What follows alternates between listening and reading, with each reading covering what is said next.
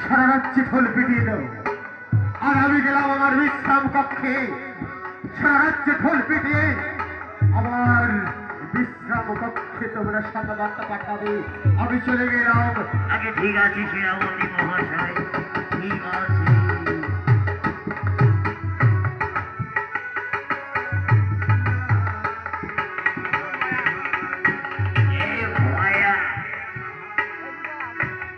সেনাপতির আদেশ,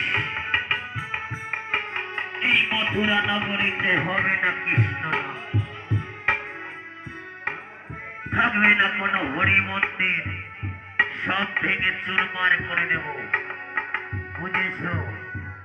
এই এই হুঁশিয়ার, সাবধান, এই হুঁশিয়ার, সাবধান।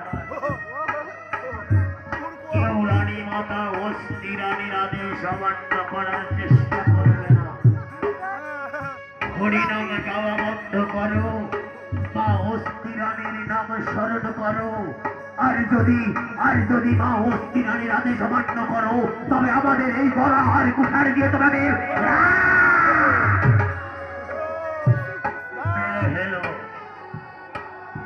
মেরে ফেলো।